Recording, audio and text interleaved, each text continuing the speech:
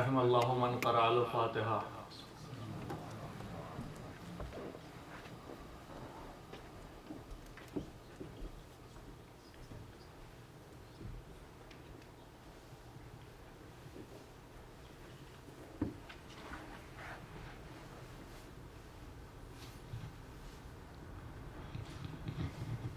لا حول ولا قوة إلا بالله العلي العظيم. أعوذ بالله من الشيطان اللعين الرجيم. بسم الله الرحمن الرحيم. الحمد لله الذي هدانا لهذا وما كنا لنهتدي لولا أن هدانا الله. لقد جاءت رسل ربنا بالحق والصلاة والسلام والتحية والإكرام الرسول المسدد ونبي المؤيد والمصطفى الأمجد مولى الكونين جد الحسن والحسين مولانا أبي القاسم محمد اللهم صل على محمد أهل بيته الطيبين الطاهرين المعصومين المنتخبين المنتجبين ولعنة الله على أعدائهم ومنكر فضائلهم وغاصب حقوقهم أجمعين من الآن إلى قيام يوم الدين. أما بعد فقد قال الله تعالى في كتابه الحكيم وهو قوله الحق. بسم الله الرحمن الرحيم. والعصر إن الإنسان لفي خسر إلا الذين آمنوا وعملوا الصالحات وتواصوا بالحق وتواصوا بالصبر. صلوات اللهم صل على محمد وآل محمد. برادران عزیز و بزرگان محترم، پیغمبر خدا صلی اللہ علیہ وآلہ وسلم جب معراج پر تشریف لے گئے تو ان کو ایک فرشتہ دکھائی دیا. وہ فرشتہ ایسا تھا کہ اس کے ہزاروں ہاتھ تھے اور ان ہزاروں ہاتھوں میں ہزاروں بازو تھے. ہزاروں بازوؤں میں ہزاروں انگلیاں تھیں اور ہزاروں انگلیوں میں ہزاروں ڈیوائیڈر تھے. تو پیغمبر خدا نے اس فرشتے سے پوچھا کہ یہ بتاؤ تمہارا کام کیا ہے، تم کس چیز کے فرشتے ہو؟ تو وہ فرشتہ کہتا ہے کہ پیغمبر خدا میں حساب و کتاب کا فرشتہ ہوں. کہا کیا مطلب؟ کہا میں آپ کو بتا سکتا ہوں کہ زمین کے کس خطے پہ کتنی بار کتنی بوندیں گری. بارش جو خدا عالم نازل کرتا ہے اس کی زمین کے کس حصے پہ کتنی بار کتنی بوندیں گری ہیں اس تک کا حساب ہے میرے پاس. کہا کہ یہ بتاؤ کہ آج تک کبھی ایسا ہوتا ہے کہ تم اپنے حساب میں کنفیوز ہو جاتے ہو؟ کہا دو مقامات ایسے ہیں جہاں میں حساب کرنے سے قاصر ہوں، میں حساب نہیں کر سکتا. کہا وہ دو کون سی موقع ہیں؟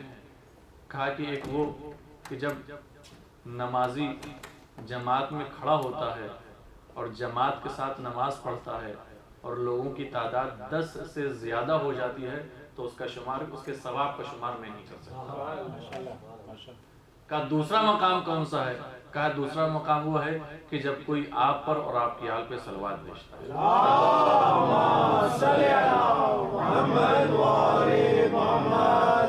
تو اس صلوات کے ثواب کو گننے سے میں قاصر ہوں کہ خداوند عالم کتنا ثواب عطا کرتا ہے اس اپنے بندے کو جو آپ کے اوپر اور آپ کی آل کے اوپر صلوات بھیجتا ہے. ایک عارف شخص سے پوچھا گیا کہ یہ بتائیے کہ صلوات کی اتنی اہمیت کیوں ہے؟ کوئی بھی چیز ہے اس کے لیے کہا جاتا ہے صلوات پڑھو. پریشان ہو صلوات پڑھو، خوش ہو صلوات پڑھو، کسی چیز کی طلب ہے صلوات پڑھو، دشمن سے نجات پانی ہے صلوات پڑھو، ہر چیز کے لیے کہا گیا صلوات پڑھو. کہا اتنی اہمیت کیوں ہے؟ تو وہ عالم دین اور عارف کہتے ہیں کہ پورے قرآن میں صرف ایک ہی مقام ایسا ہے جہاں پہ خدا نے بندوں کو اپنے ساتھ شامل کیا ہے عمل میں. جہاں پہ خدا نے بندوں کو اپنے ساتھ عمل میں شامل کہا. کہا کیا؟ کون سا وہ ہے؟ کہا کہ قرآن کی آیت ہے ان اللہ وملائکتہ یصلون علی النبی یا ایھا الذین آمنوا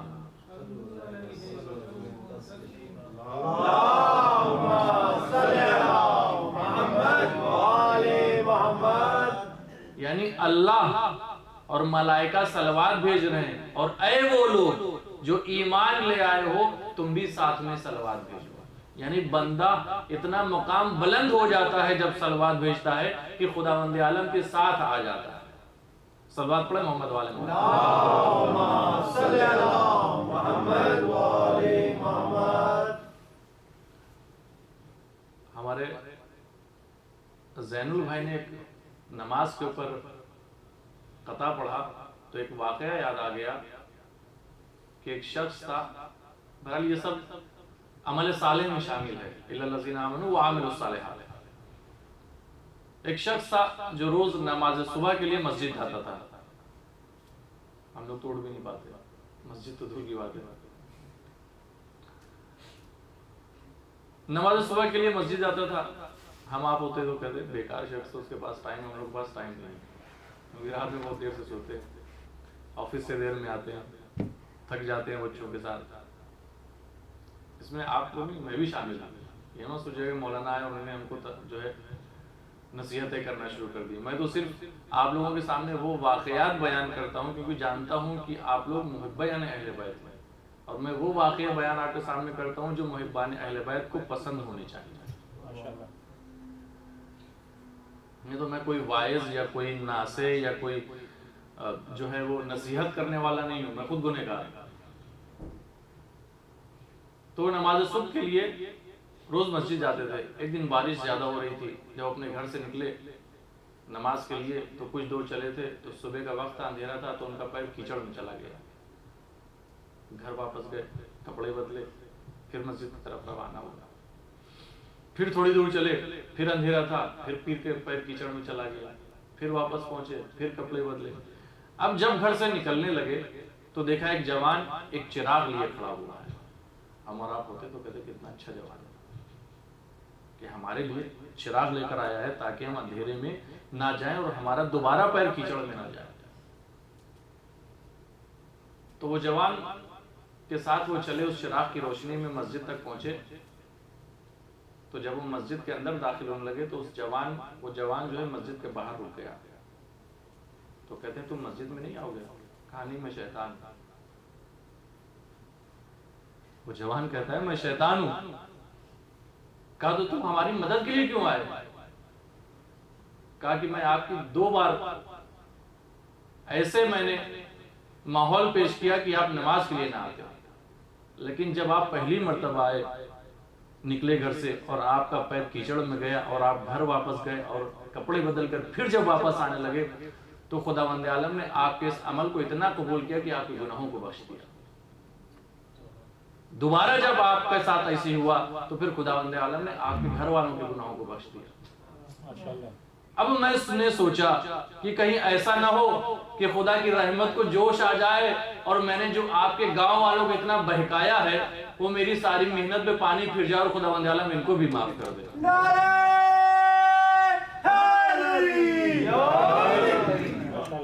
اسی لیے میں چراغ لے کر آگے کہ اس بار آپ کے ساتھ کوئی ایسا مسئلہ پیش نہ ہے. ایسا نگرامی شیطان جو ہے وہ قسم کھایا ہوا دشمن ہے انسان کا. بولتے نہیں انسان قسم کھائیے، میں نے شیطان نے قسم کھائی ہے کہ انسان کو مجھے گمراہ کرنا ہے. ہر شخص کو، بہرحال آج شب جمعہ ہے، ہمیں دیکھنا ہے کہ کیسے بچنا ہے شیطان سے. یہ نہیں کہ ہر شیطان جو ہے ہر انسان کو یا ہر شخصیت کو اسی طریقے سے بہکاتا ہے جیسی وہ شخصیت ہوتی ہے. ایک عام انسان کو جیسے بہکائے گا ویسے ایک عالم دین کو نہیں بہکائے گا شیطان. جیسے ایک عالم دین کو بہکائے گا ویسے میں سے مرجع کو نہیں بہکائے گا. جس انسان کا جس طریقے کا عقیدہ ہوتا ہے شیطان اس کو اسی طریقے سے بہکاتا ہے. جس انسان کا جیسا عقیدہ ہے شیطان اس کو اسی طریقے سے بہکاتا ہے. شیخ مفید، شیخ انصاری کے لیے کہا جاتا ہے کہ بہت بڑے عالم دین تھے. شیعوں کے لیے انہوں نے بہت زیادہ خدمتیں کی ہیں.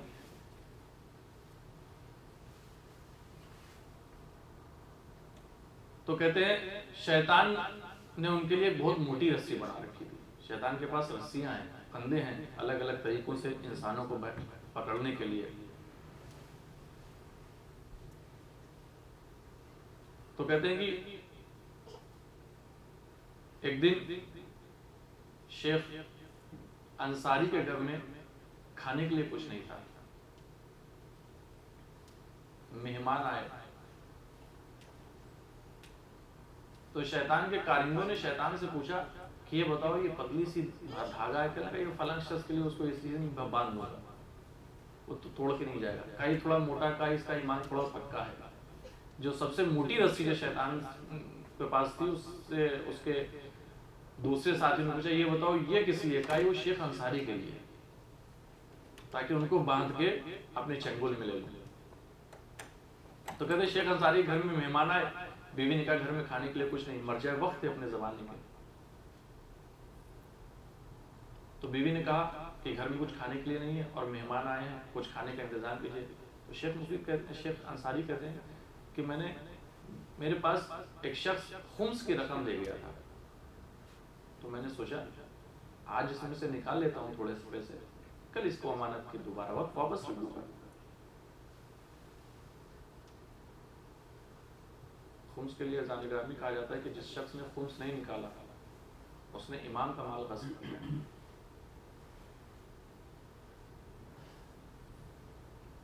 تو کہنے لگے میں پیسے اپنے گھر سے لے کر چلا, تھوڑی دور راستے میں پہنچا تھا بازار میں کہ سامان خریدوں, کہ مجھے یاد آیا میں اپنے آپ سے, شیخ انصاری کہتے ہیں میں اپنے آپ سے کہتا ہوں کہ شیخ انصاری اس بات کی گارنٹی کیا ہے کہ کل تک تم زندہ رہو گے اور یہ امانت ہے تمہارے پاس. اس بات کی کیا گارنٹی ہے کہ تم کل تک زندہ رہو گے اور تم اس پیسے کو واپس رکھ دو گے, اور یہ جو شخص تم کو دے کے گیا یہ امانت ہے. شیخ انصاری کہتے ہیں کہ میں گھر میں آیا اور اس امانت کو وہیں پہ رکھ دیا. شیطان کہتا ہے بڑی مشکل سے بہکا کر لایا تھا بازار تک, بڑی مشکل سے شیخ انصاری کو بہکا کر لایا تھا بازار تک کہ وہ پیسے خرچہ کر دیں کیسے, لیکن ان کا ایمان ایسا تھا کہ وہ میرے اس رسی سے نکل گیا. عجیب عجیب شیطان کے واقعات ہیں اذان گرامی. روز محشر بھی جب ہوگا تو جب خداوند عالم انسانوں سے کہے گا کہ تم نے گناہ کیوں کیا, انسان کہے گا شیطان نے بہکا دیا تھا ہمیں. ہر ایک انسان جو ہے وہ شیطان کی طرف, شیطان کے اوپر بلیم کرے گا کہ ہم کو شیطان نے بہکا دیا. شیطان مسکرائے گا کہ پالنے والے میں نے ان کو نہیں بہکایا, میں نے صرف ان کو راستہ دکھایا, چلے خود تھے. کہا میں نے ان کو راستہ دکھایا, یہ اس کے اوپر چلے خود تھے, اور یہ آج میرے اوپر بلیم کر رہے ہیں کہ شیطان نے ہم کو بہکا دیا تھا.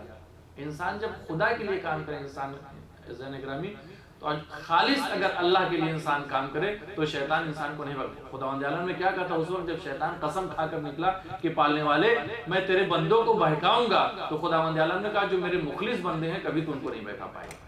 قرآن کا واقعہ, جو میرے مخلص بندے ہوں گے تو ان کو کبھی نہیں پائے. یعنی مخلص بندے کیا مطلب یہ کہ تمام کام اللہ کے لیے کرے انسان.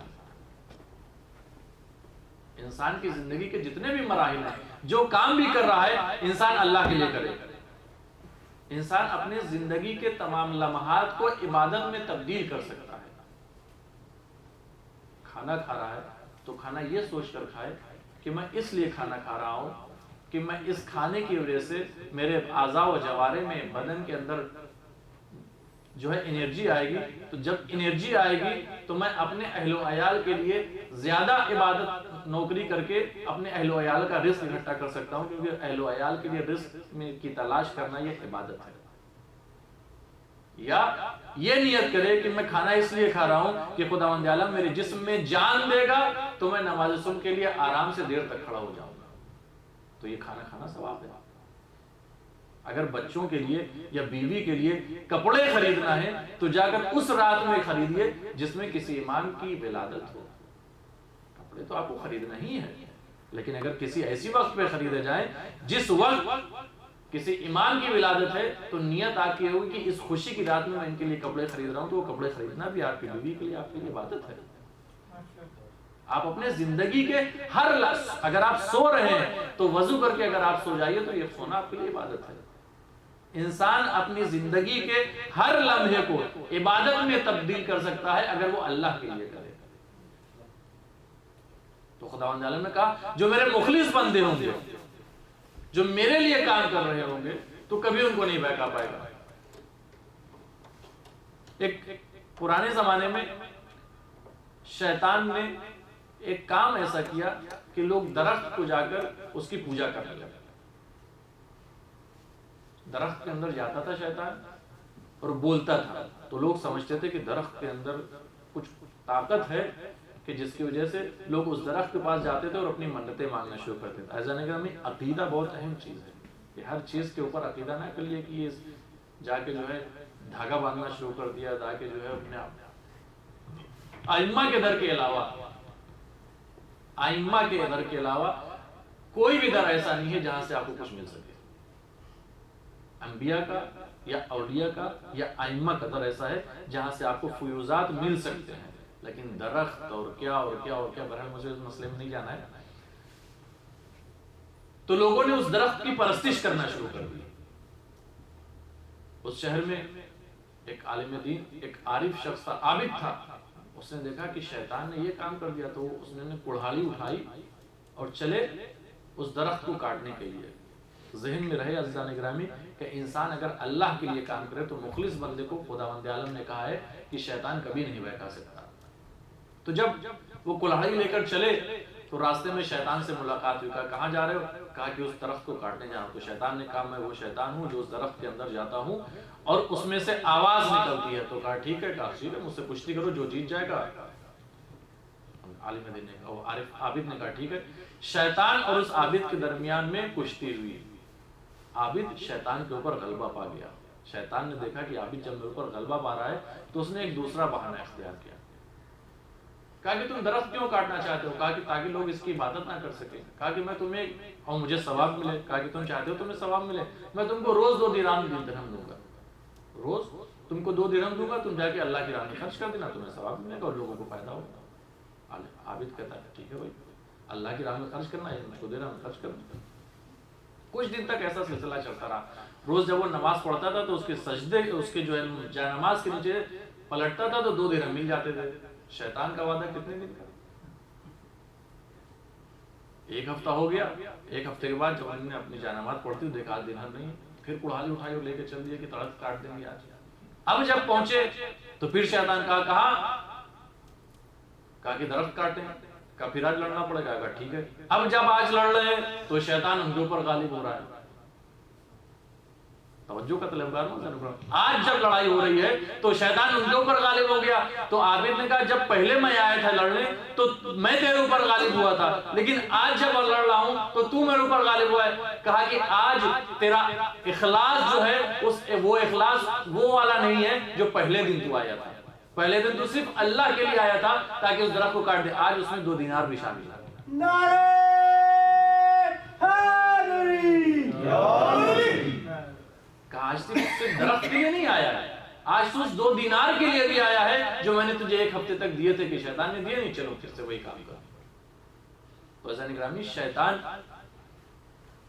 بیٹھا ہوا ہے۔ شیطان نے جب چلنے لگا تو کہا پالنے والے خداوند عالم سے کہ پالنے والے میں تو چوراہے پہ بیٹھ جاؤں گا، جو آگے سے آ رہا ہے دائیں لیفٹ رائٹ جدھر سے بھی، سامنے سے پیچھے سے بیٹھ جاؤں گا چوراہے پہ اور سب کو بہکاؤں گا۔ تو خداوند عالم نے کہا کہ 2 راستے میں نے ایسے بھی خلق کیے ہیں جن پہ تو نہیں قدرت پا سکتا۔ کہا وہ کون سے 2 راستے ہیں؟ جب کہا کوئی بندہ ہاتھ بلند کر کے میرے لیے دعا کرے گا آسمان کی طرف سر کر کے تو میں اس کی دعاؤں کو قبول کر لوں گا۔ اگر کوئی میرا بندہ سر جھکا دے گا سجدے میں اور مجھ سے گناہوں کی توبہ کرے گا تو میں اس کے گناہوں کو بخش دوں گا۔ صلوات پڑھیں محمد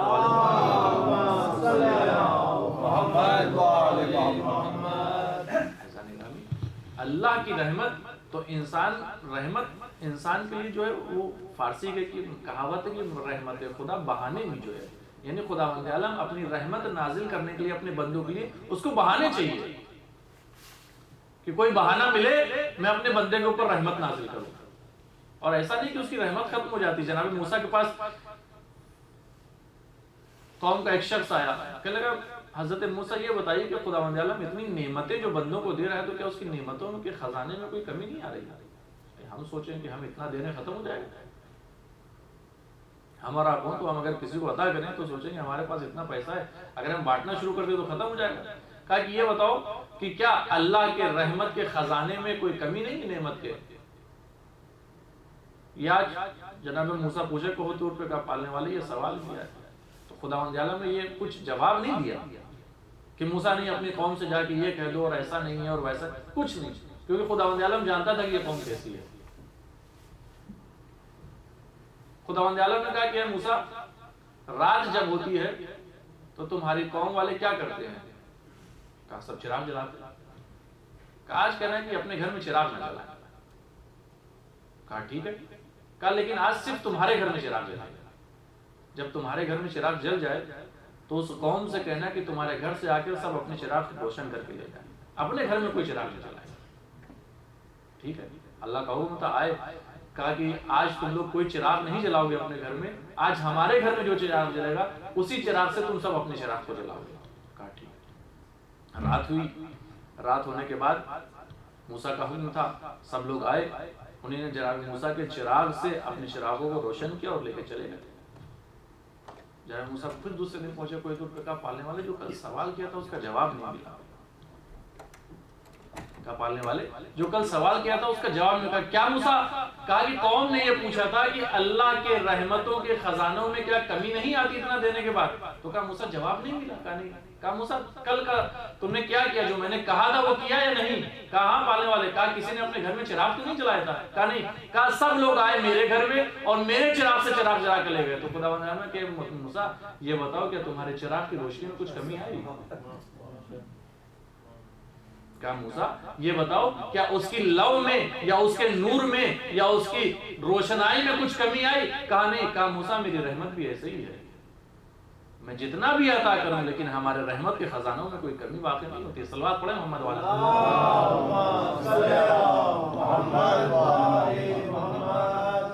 تو عزیزان گرامی، خداوند عالم تو رحمت نازل کرنے کے لیے اپنے بندوں کے اوپر بہانے ڈھونڈتا ہے کہ کوئی بہانہ مل جائے اپنے بندے کے اوپر رحمتیں نازل کریں۔ ایک شخص اپنے والد کے ساتھ نکلا، راستے میں اس کے والد کی طبیعت خراب ہو گئی اور ایک گاؤں میں وہ لوگ پہنچے تھے، اس گاؤں میں اس والد کا انتقال ہو گیا۔ تو اس بیابان میں اس نے دیکھا کہ ایک چرواہا سمجھتے ہیں جو بھیڑ بکریاں چراتے ہیں، وہ اس کو نظر آیا۔ تو اس نے کہا یہ بتاؤ کہ میرے والد کا انتقال ہو گیا، میں چاہتا ہوں کہ میرے والد کی نماز جنازہ کوئی پڑھا دے، تمہارے گاؤں میں کوئی ہے جو نماز پڑھائے؟ کہا کہ ہمارے گاؤں میں کوئی ایسا نہیں ہے جو کسی کی نماز پڑھانے کے لیے ہم نے رکھا ہو۔ کہا تو پھر؟ کہا کہ جب کوئی مرتا ہے تو کوئی بھی اس کی نماز پڑھا دیتا ہے۔ کہا ٹھیک ہے۔ کہا میرے والد؟ کہا ٹھیک ہے میں پڑھا دوں گا۔ تو شخص کہتا ہے کہ میں نے دیکھا کہ وہ چرواہا میرے والد کے جنازے کے اوپر کھڑا ہوا، کھڑا ہونے کے بعد اس نے کچھ دیر اس کے ہونٹ ہلے اور اس کے بعد اس نے کہا کہ نماز ختم ہو گئی۔ لگا مجھے بہت تعجب ہوا کہ تو نماز تو ہوئی نہیں۔ تو اس نے کہا کہ یہ نماز تو ہوئی نہیں۔ تو چرواہا کہتا ہے اس سے بہتر ہم نہیں پڑھا سکتے، کوئی اور ملتا ہے جو جا کے پڑھوا لو۔ دیکھیں اللہ تعالیٰ نے اللہ کی رحمت بہانے ڈھونڈتی ہے، اور انسان کا عمل اگر صرف اللہ کے لیے ہو تو خداوند عالم اس کے عمل کو کس طریقے سے قبول کرتا ہے۔ تو لڑکا کہتا ہے کہ جب میں رات میں سویا تو میں نے دیکھا کہ میرے والد کا مقام اس دنیا میں بہت بلند ہے، بہت اچھا ہے۔ تو میں نے اپنے والد سے پوچھا کہ والد یہ بتائیے آپ نے کون سا عمل کیا تھا جس کی وجہ سے آپ اتنے اچھے مقام پہ پہنچے؟ کہا میں اپنی کسی عمل کی وجہ سے نہیں پہنچا، بلکہ میں اس چرواہے کی نماز کی وجہ سے خداوند عالم نے میرے گناہوں کو بخشا ہے۔ کہا کہ اس چرواہے کی نماز کی وجہ سے خداوند عالم نے میرے گناہوں کو بخشا ہے۔ اب وہ بیٹا دوسرے دن اٹھتا ہے جب خواب سے تو جاتا ہے اسی چرواہے کے پاس، کہتا ہے یہ بتاؤ تم نے کیا دعا کی تھی ہمارے والد کے لیے نماز میں؟ کہا میں نے کوئی خاص دعا نہیں کی تھی، بس میں نے اپنے پالنے والے سے کہا تھا کہ پالنے والے اگر یہ شخص آج رات کو میرا مہمان ہوتا تو میں اپنے بکروں میں سے ایک بکرا اس کے لیے کاٹ دیتا، لیکن یہ میرا مہمان نہیں، پالنے والے آج یہ تیرا مہمان ہے، میں دیکھتا ہوں تو کیا کرتا ہے اس کے ساتھ۔ صلوات پڑھے محمد والے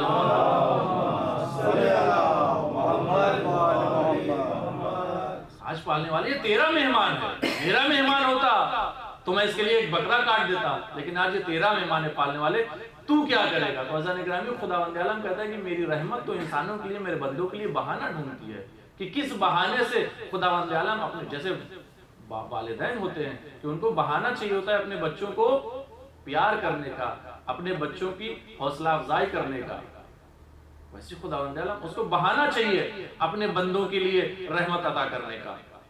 ہم وہ بہانے خداوند وہ ایسے ٹائم لائیں اور ایسا کام کریں جو خداوند عالم ہمارے اوپر رحمت نازل کرے۔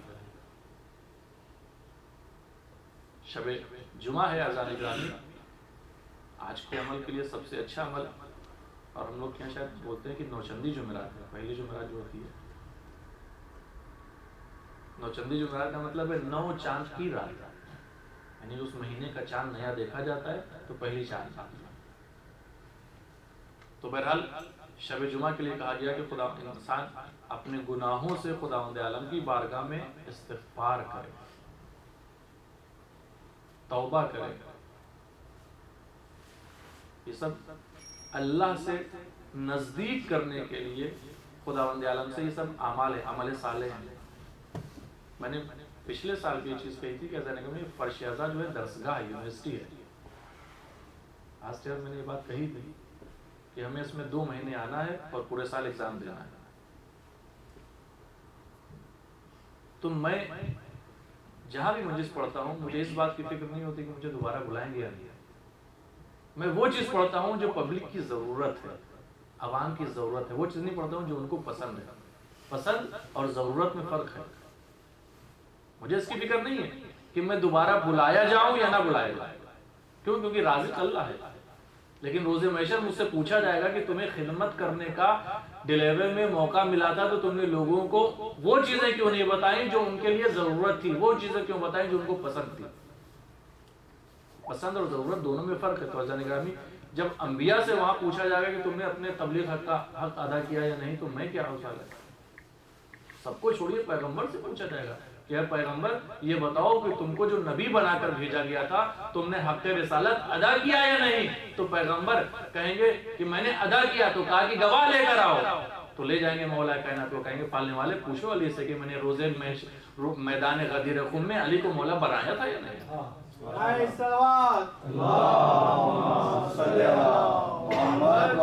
کیوں؟ کیونکہ روز محشر ہر امت کہے گی کہ ہمارے لیے تو کوئی نبی نہیں آیا، ہمارے ہر آدمی وہاں پہ مکر جائے گا کہ پالنے والے ہمارے لیے تو کوئی نبی نہیں آیا۔ تو میں وہ چیزیں پڑھتا ہوں جو آپ کی ضرورت ہے، جس سے آپ کو کچھ حاصل ہو۔ بہرحال غدیر کے خیبر کے واقعات یا خندق کے واقعات یا مولا کے فضائل، مولا کی شان اس سے بہت زیادہ کہیں اونچی ہے۔ میں تو ان کے صرف غلاموں کے واقعات آپ کے سامنے بیان کرتا ہوں کہ سنیے تاکہ آپ بھی اپنے آپ کو ویسا بنائیے۔ ابھی وہ پڑھ لیتے نا، سب ٹھاٹ پڑا رہ جائے گا جب آنے والا آئے گا۔ عزیزان گرامی آنے والا خود نہیں آتا ہے، اس کو بلایا جاتا ہے۔ بلانے کے لیے کسی کو اگر اپنے گھر میں مہمان بلانا ہے، عزیزان گرامی انسان جب کسی مہمان کو بلاتا ہے تو اس کی مہمان نوازی کرنے کے لیے کوشش یہ کرتا ہے کہ اس کے گھر میں یا کھانے کے لیے وہ چیزیں پکاتا ہے جو اس کے مہمان کو پسند ہو۔ ایسے تو ہوتا ہے نا، اگر آپ کو پتا ہے کہ آپ کے گھر میں جو مہمان آ رہا ہے وہ ڈائبٹیز کا مریض ہے تو آپ کوشش یہ کریں گے کہ ایسی میٹھی چیز نہ پک جائے یا شوگر فری چیز کو کھلائیں گے۔ چکن نہیں پسند ہے تو مٹن کھلائیں گے، اگر اس کو مٹن پسند ہے تو آپ۔ تو جو بھی مہمان ہوتا ہے میزبان کو یعنی بلانے والا اپنے گھر میں ہر اس چیز کو مہیا کرتا ہے جو مہمان کو پسند ہو۔ تو عزیزان گرامی آپ مولا کو دعا کرتے ہیں کہ اللہم عجل ولیک الفرج، آپ مولا کے فرج کی دعا کر رہے ہیں۔ تو عزیزان گرامی جب بلا رہے ہیں تو اپنے آپ کو ویسا بنائیے بھی تو۔ مجھے یاد نہیں کہ میں نے پچھلی بار یہ چیز کہی تھی یا نہیں کہ جب امام کا ظہور ہوگا، یہ شب جمعہ منسوب ہے امام زمانہ سے، کہا جاتا ہے کہ آج کی شب میں ہمارے اعمال امام زمانہ کے سامنے پیش کیے جاتے ہیں۔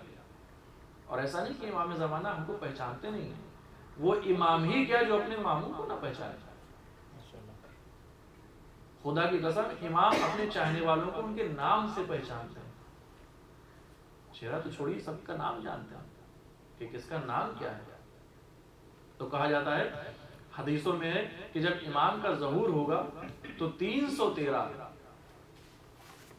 افراد جو ہوں گے وہ ان کی فوج میں ہوں گے. تو کیا آپ سوچتے ہیں 313 افراد کے ساتھ مولا کائنات امام زمانہ پوری دنیا کے اوپر فتح کر لیں گے؟ نہیں، ایسا نہیں کہا. 313 کمانڈر ہوں گے، ہر کمانڈر کے نیچے پوری فوج ہوگی. اس بات کا تو ہم کو یقین ہے کہ ان 313 میں سے نہیں ہے. مانتے ہیں نا؟ اس بات کا تو یقین ہے کیونکہ ہمارے اعمال ایسے ہیں کہ ہمیں پتا ہے کہ ہم 313 میں سے نہیں ہیں. کم سے کم کوشش کریں وہ سپاہی بن جائے. بھائی سپاہی بننے کے لیے بھی امام کیا شرط ہے عزیزان گرامی. بھائی آپ کہیں بھی فوج میں بھرتی ہونے کے لیے جائے گا، وہاں شرائط ہوتی ہیں، ایج اتنی ہونی چاہیے، آپ کی ہائٹ اتنی ہونی چاہیے، آپ کا قد اتنا ہونا چاہیے، آپ کا ویٹ اتنا ہونا چاہیے، آپ کا چیسٹ اتنا ہونا چاہیے. امام کیا بھی شرط ہے.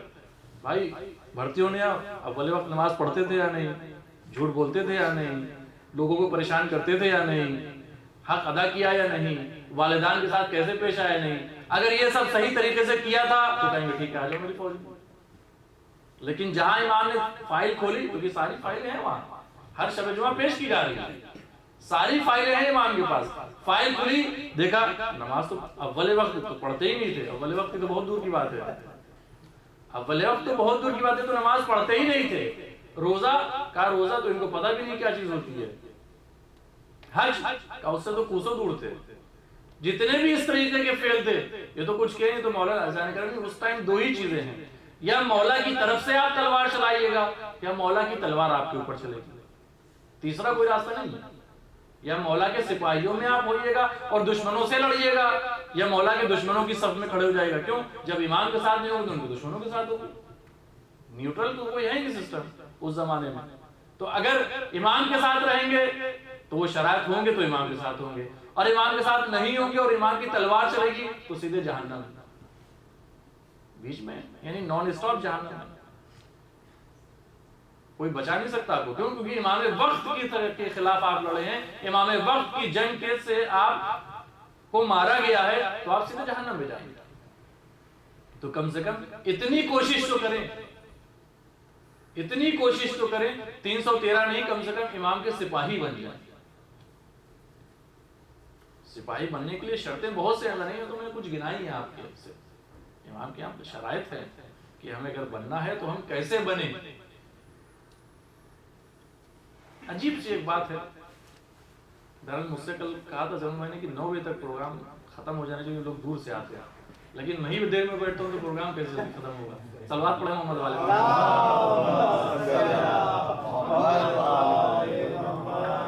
عجیب بات ہے عزیزان گرامی، کہا جاتا ہے کہ امام زمانہ پردہ غیب میں ہے. پردہ غیب میں اس لیے چلے گئے تھے کہ دشمنوں کی شر سے محفوظ رہیں. یہی تو ہے نا، پردہ غیروں سے ہوتا ہے، اپنوں سے کیوں ہوتا ہے؟ پردہ غیروں سے ہوتا ہے، اپنوں سے پردہ نہیں ہوتا. کل کو اگر کوئی وہ شخص جس کا تعلق کسی دوسرے مذہب سے ہے، جس کا تعلق کسی دوسرے مذہب سے، جیسے عیسائی ہے، یہودی ہے، یہاں اتنے لوگ مذہب والے ہیں، کوئی بھی آپ سے کہے کہ تم اپنے امام زمانہ، تم امام کس کے ماننے والے ہو؟ فلاں قوم، فلاں مذہب کے ماننے، فلاں مذہب کے کیا کیا چیزیں ہیں، یہ ہیں. آپ کا ہمارے مذہب میں یہ ہے کہ ہم امامت کو مانتے ہیں، ہمارا امام زندہ ہے، تو کہیں گے زندہ ہے، کبھی دیکھا کہا نہیں. کیوں؟ بھائی پردہ غیروں سے ہوتا ہے، آپ سے کیسا پردہ امام کا؟ آپ تو چاہنے والے کہتے ہیں نا، آپ چاہنے والے ہیں. تو اگر وہ آپ سے کہہ لے کہ بھائی تمہارا ہی امام تم ہی نے نہیں دیکھا تو فائدہ کی کیا جواب دیجیے گا؟ ہے آپ کے پاس کوئی جواب؟ اگر کوئی دوسرے مذہب والا آپ سے کہہ دے کہ تمہارا امام اور تم ہی نے نہیں دیکھا تو آپ کیسے اپنے اعتقاد کو اور کیسے اپنے مذہب کو ثابت کیجیے گا کہ جس کو تم نے دیکھا نہیں تو اس کے کیسے ماننے والے؟ ایسا نہیں، ایسا نہیں کہ لوگ ہمارے اور ہمارے مولا کے درمیان گناہوں کا پردہ ہے جس کی وجہ سے ہم نہیں دیکھ پاتے. ایسا نہیں لوگوں نے امام کو دیکھا نہیں یا امام سے ملاقات نہیں ہوئی. لوگوں نے امام کو دیکھا بھی ہے، امام سے ملاقات بھی ہوئی ہے. آیت اللہ مرشی نجفی کے والد محترم آیت اللہ مرشی نجفی، مجھے یاد نہیں کہ میں نے پہلے بتایا ہے کہ نہیں، کہ آیت اللہ مرشی نجفی قم میں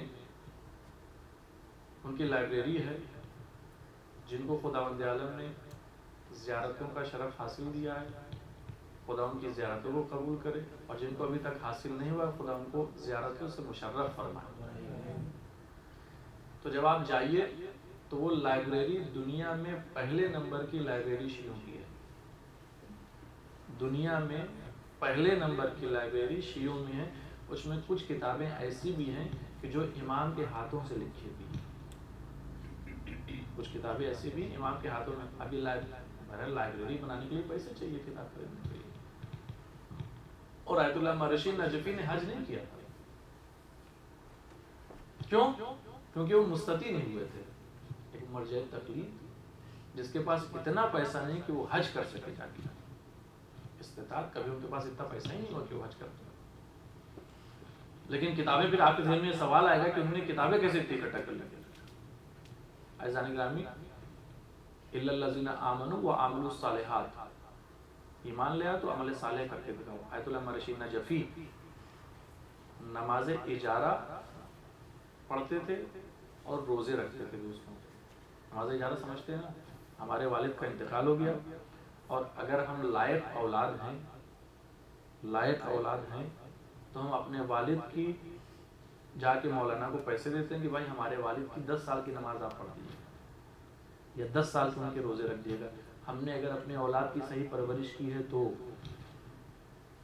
اولاد کو لائق بنایا ہے تو، تب تو وہ آپ کے لیے سوچے گی، یہ تو سوچے گی مر گئے کوئی ہم سے کیا مطلب ہے، پیسے لو عیش کرو۔ آیت اللہ مرشی نجفی نے دوسروں کی نمازیں پڑھی ہیں اور لائبریری بنائی ہے دوسروں کی، دوسروں کی نمازیں پڑھی، دوسروں کے لیے روزے رکھے اور کتاب خانہ بنائے، کس کے لیے؟ دوسروں کے لیے۔ اس کو کہتے ہیں عمل صالح۔ کہا جاتا ہے کہ پاکستان کا ایک گروپ جب زیارت کے لیے پہنچتا ہے تو ٹھنڈک کا زمانہ تھا، برف گر رہی ہوتی ہے، تو زائر کہتے ہیں کہ ہم نے سوچا کہ سب سے پہلے جا کر بی بی معصومہ خون کی زیارت کریں ہوٹل جانے سے پہلے۔ تو کہتے ہیں جیسے بھی سب وہاں پہ پہنچے تو رات میں ٹھنڈک کے دنوں میں 12 بجے کے بعد حرم کے دروازے بند کر دیے جاتے ہیں۔ تو جب زائر وہاں پہ پہنچے تو دیکھا ٹھنڈک کی وجہ سے سب بالکل کانپ رہے تھے، لیکن دروازہ حرم کا بند تھا اور چاہتے تھے کھل جائے دروازہ، کھٹکھٹا نہیں، کسی نے دروازہ کھولا نہیں۔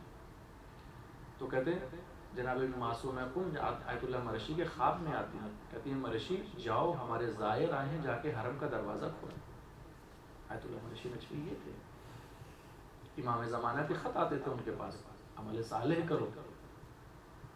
امام زمانہ کے کہا جاتا ہے ان کے پاس خط آتے تھے۔ ایک شخص کہنے لگا کہ میں قم سے جب تہران کے لیے نکلا تو ایک سید کو دیکھا کہ ہائی وے پہ کھڑے ہیں، انہوں نے کہا کہ کہاں جانا ہے؟ کہا کہ میں قم جا رہا ہوں۔ کہا کہ ٹھیک ہے، کہا کہ یہ چلیے میں آپ کو چھوڑ دیتا ہوں۔ کہا کہ نہیں میں چلا جاؤں گا، لیکن یہ خط ہے ذرا تم مرشی نجفی کو پہنچا دینا۔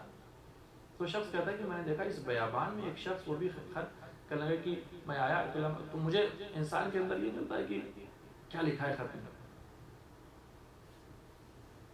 تو کہنے لگا میں نے خط جب لفافہ کھولا، چپکایا تو تھا نہیں کہ وہ چپکا کے اس ٹائم مار کے دے رہے ہیں، ٹیپ ویپ لگا کے کہ کوئی کھولے نہیں، لفافہ ایسے دے۔ کہنے لگا جب میں نے اس کاغذ لفافے کو کھولا اور وہ خط نکالا تو دیکھا خط سادہ تھا۔ کہا میں پہنچا آیت اللہ مرشی نجفی کے پاس اور ان کو خط دیا۔ تو آیت اللہ مرشی نجفی نے جب خط کھولا تو مسکرا کے کہتے ہیں کہ دوسروں کا خط پڑھنا اچھی بات نہیں ہے۔ امام زمانہ سے ان کا ایسا رابطہ تھا۔ ہم اگر اپنے آپ کو ایسا بنائیں عزیزان گرامی، کم سے کم سپاہی بنا، 313 تو نہیں بنا سکتے۔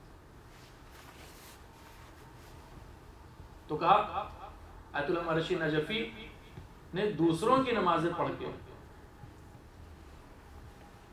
دوسروں کے لیے روزے رکھ کے لائبریری ایسی بنائی ہے کہ دنیا میں شیعوں کی سب سے نمبر 1 کی لائبریری ہے، اور انہیں اس بات کی وصیت کی کہ جب میں مر جاؤں تو مجھے اسی لائبریری میں دفن کرنا ہے۔ حرم میں ان کی قبر نہیں ہے، ان کی اسی لائبریری میں قبر ہے۔ ان کا ایک امام باڑگاہ بھی ہے، اس میں کہا جاتا ہے کہ ایک ایسا مقام ہے جہاں پہ انسان اگر بیٹھ کے دعا مانگے گا تو دعا ضرور قبول ہوگی، لیکن آیت اللہ مرشی نے کسی کو بتایا نہیں۔ جب وہ مرتے ہیں تو انہوں نے وصیت، اس درجے تک پہنچا ہوا عالم دین مرجع تقلید جب مرتا ہے تو یہ کہتا ہے کہ وہ رومال جس سے میں نے 70 سال امام حسین کی محبت میں اور ان کی مظلومیت میں جو آنسو بہائے ہیں وہ میرے ساتھ دفن کرنا. کیوں؟ کیونکہ مجھے اپنے اعمال کے اوپر بھروسہ نہیں ہے. اگر مجھے صرف بھروسہ ہے تو مجھے اسی رومال کے اوپر ہے کہ ہو سکتا ہے جناب فاطمہ ان کے بیٹے کی محبت میں جو میں نے آنسو بہائے تھے اور اس رومال سے پوچھے تھے اس کی وجہ سے میری بخشش کروا دیں. ایک عالم دین جس کا مقام ایسا، وہ یہ کہہ رہا ہے کہ میرے ساتھ اس رومال کو دفن کرنا. یہ وصیت تھی ان کی اذان گرامی، تو رومال ان کا ان کی قبر میں ان کے ساتھ دفن کیا گیا. ہم تو سوچتے ہیں بہرحال حدیثیں ہیں کہ انسان اگر مما تعالی علی محمد ماتا شہیدہ کہ انسان محبت اہل بیت میں مر گیا تو شہید ہے، یا من بقى علی الحسین اواب کا فتبا کا فجبت لہو جنہ، جو حسین پر روئے یا رونے کی صورت بنا اس کے اوپر جنت واجب. یہ ساری حدیثیں اذان گرامی صحیح ہیں. یا کہا جاتا ہے کہ جس کے آنکھوں سے مکھی کے پر کے برابر بھی مظلومیت امام حسین کے لیے آنسوں سے آنکھوں سے آنسو نکل جائے، اس کے اوپر جہنم کی آگ حرام ہے. یہ سب حدیثیں اذان گرامی صحیح ہیں. اس کا مطلب یہ نہیں ہے کہ ہمارا جو جی چاہے وہ کرتے رہیں. حدیثیں اپنی جگہ پہ صحیح ہیں، اس کا مطلب یہ نہیں ہے کہ ہم جو دل چاہے وہ کرتے رہیں. اس کی ایک مثال دیتا ہوں اذان گرامی. یہ آپ لوگ کو وہ مثال صحیح طریقے سے سمجھا دے گی. انسان، آپ سب لوگ یہاں پہ ہیں، ہر آدمی اپنا لائف انشورنس کراتا ہے. کرائے کہ نہیں؟ لائف انشورنس کراتا ہے. کیوں؟ کیونکہ کبھی اس کو اگر زندگی میں کوئی مشکل پڑ جائے تو لائف انشورنس کور کرے. ایسا ہی ہوتا ہے نا. ذرا سوچ کے بتائیے مجھے کہ میں اپنا اگر لائف انشورنس کرا لوں یا گاڑی کا انشورنس کرا لوں، کسی چیز کا بھی، میں اپنا لائف انشورنس کرا لوں اور اس کی چھت کے اوپر چلا جاؤں.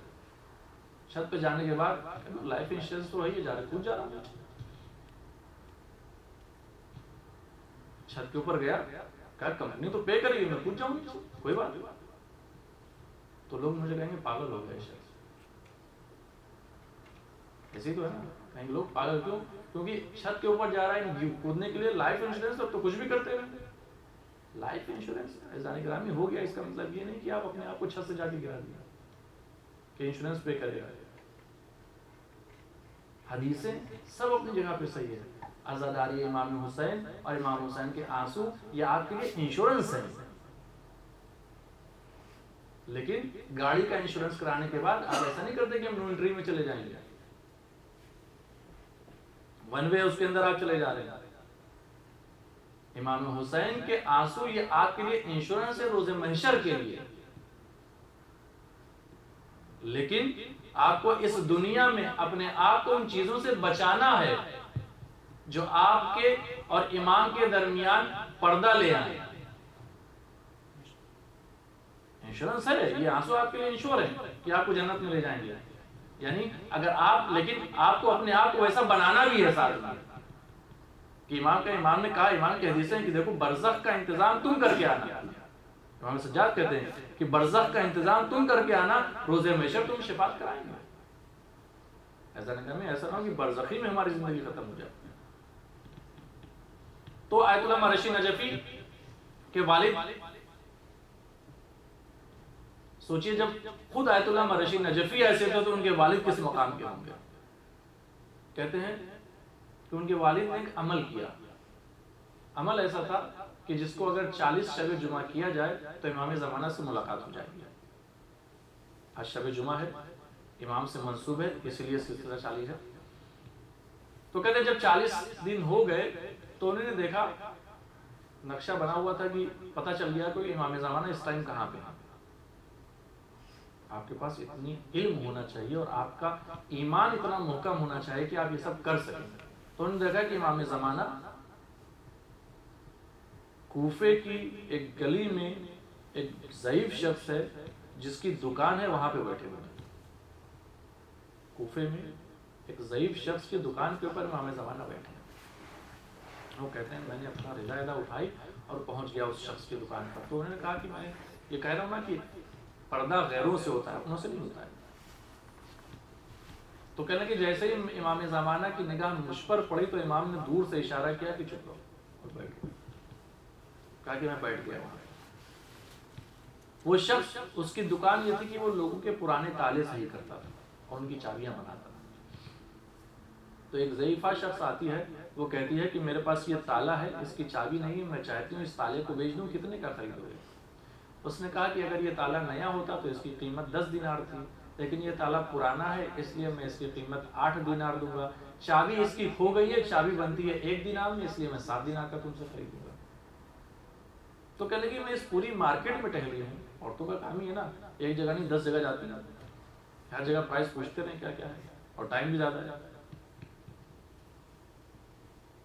تو کہنے لگی میں نے اس پوری مارکیٹ میں ٹہلی ہوں اور ہر جگہ میں نے پوچھا کہ اس تالے کی قیمت کیا ملے گی, تو کسی نے بھی مجھے 4 درہم سے زیادہ نہیں دیا. ہر شخص نے کہا کہ اس کی تالے کی چابی کھو گئی ہے, یہ تو تالے کی چابی اتنے کی بنے گی اور ایسا ہے اور ویسا ہے, لیکن تم اتنے کیوں کہہ رہے ہو؟ کہا کہ اس کی جو صحیح قیمت تھی وہ میں تم کو دے رہا ہوں. لوگوں نے تم سے کہا کیا, مجھے نہیں معلوم, لیکن اس کی اصل قیمت یہی ہے. اس ضعیفہ نے تالے کو دیا اور اس سے پیسے لیے اور چلی گئی. اب امام نے آیت اللہ مرشی نجفی کے والد کا ہاتھ پکڑتے ہیں اور اس دکان سے باہر آئے. دکان سے باہر آنے کے بعد کہتے ہیں عمل ایسا نہ کرو کہ دیکھو ہم کہاں ہیں, بلکہ تمہارے اعمال ایسے ہونے چاہیے کہ ہم خود تمہارے پاس آئیں. یعنی اس ضعیف شخص کے اعمال ایسے تھے کہ امام خود اس کی دکان پہ جاتے تھے. آیت اللہ مرشی نجفی کے والد سے کہتے ہیں کہ عمل ایسا نہ کرو کہ مجھے ڈھونڈو کہ میں کہاں ہوں اور جا کے مجھ سے مل لو, بلکہ تمہارے اعمال ایسے ہونے چاہیے کہ ہم خود تم سے مل لیں. صلوات پڑھیں محمد والے.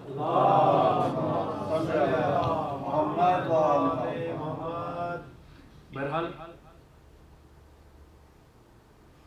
ہمیں چاہیے کہ ہم اپنے وقت کے امام کو اپنے آپ سے خوشنود کریں.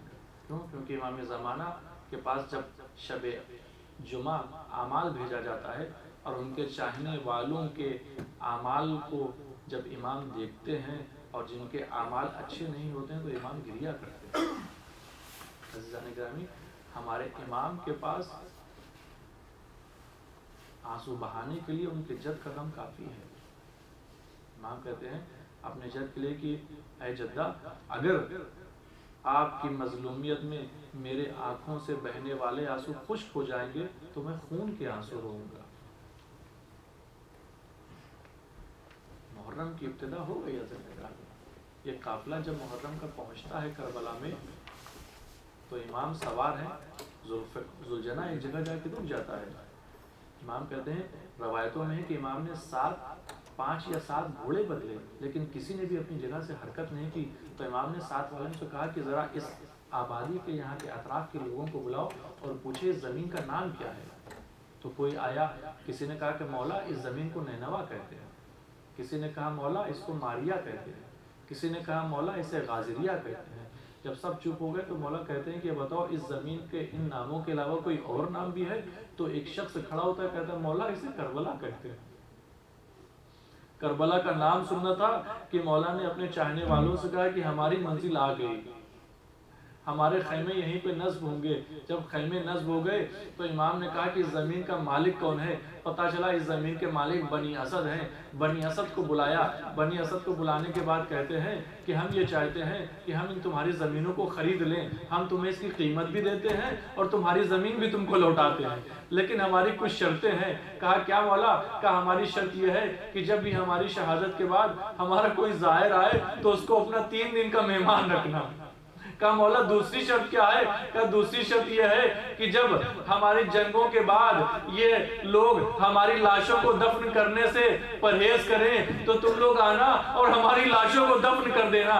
مولا نے بنی اسد سے جب یہ کہا اس کے بعد کہتے ہیں جاؤ تم اپنی عورتوں کو بھیجو. عورتیں آتی ہیں, مولا ان عورتوں سے کہتے ہیں اگر کہیں ایسا نہ ہو کہ تمہارے مرد اشقیاء کے خوف سے ہماری لاشوں کو دفن نہ کریں تو اس وقت تم اپنے مردوں کو غیرت دلانا تاکہ آگے ہماری لاشوں کو دفن کر دیں. اس کے بعد کہتے ہیں تم لوگ جاؤ اور اپنے بچوں کو بھیجو. جب بچے آئے تو بچوں سے کہتے ہیں بچوں جب تمہارے والدین ہماری لاشوں کو دفن نہ کرے تو تم کھیلتے کھیلتے ادھر سے آنا اور ایک ایک مٹھی خاک ہماری لاشوں پر ڈال دینا تاکہ فرزند رسول کا جنازہ بے گور و کفن نہ پڑا رہے. عزیزان گرامی, مولا نے وصیت کی, لیکن جب روز عاشورہ عصر عاشورہ آئی جناب زینب کہتی ہے میں نے دیکھا سید سجاد کے چہرے کا رنگ متغیر ہو رہا ہے. میں پہنچی سید سجاد کے بعد, بیٹا کیا حال ہے؟ سید سجاد کہتے ہیں پھوپھی آپ نے ملاحظہ نہ کیا, ان یزیدیوں نے تو اپنے کشتہائے نجس کو دفن کر دیا, لیکن میرے بابا کی لاش اسی طریقے سے بے گور و کفن پڑی ہے. سیعلم الذین ظلموا ای منقلبین ای ینقلبون انا للہ و انا الیہ راجعون. پالنے والے تجھے واسطہ ہے محمد والے محمد کا کہ ہمارے اس مختصر سے اعمال کو قبول فرما. پالنے والے تجھے واسطہ محمد والے محمد کا کہ محبان البیت جہاں جہاں بھی ان کی جان و مال و آبرو کی حفاظت فرما. پالنے والے تجھے واسطہ محمد والے محمد کا کہ محبان البیت جتنے بھی مقروض ہیں ان کو قرضوں کو عطا فرما. پالنے والے تجھے واسطہ محمد والے محمد کا کہ محبان البیت جتنے بھی بے اولاد کا ان کا اولاد صالح اور صالح عطا فرما. پالنے والے تجھے واسطہ محمد والے محمد کا کہ محبان البیت جتنے بھی بے روزگار ان کو روزی عطا فرما, جتنے بھی روزی سے لگے ہیں ان کی روزی میں برکت عطا فرما. پالنے والے تجھے واسطہ محمد والے محمد کہ ہمیں صراط امام حسین پہ چلنے کی توفیق عطا فرما. پالنے والے تجھے واسطہ محمد والے محمد کا کہ ہم کو امام زمانے کا سچا سپاہی بننے کی توفیق عطا فرما. پالنے والے تجھے واسطہ محمد والے محمد کا کہ ہمیں امام زمانے کے ظہور میں تاجیل فرما اور ہم کے آوان و انصار میں شمار فرما. ایک مرتبہ سورہ الحمد اور 3 مرتبہ سورہ اخلاص کی تلاوت فرما کر اپنے مرحومین اور محمد لادا مگجی, افضل حسین, دیا فیملی, حیدر دانیانی اور وہ مومنین جن کا اس دنیا میں کوئی نہیں ان کی روح کو بخش دے.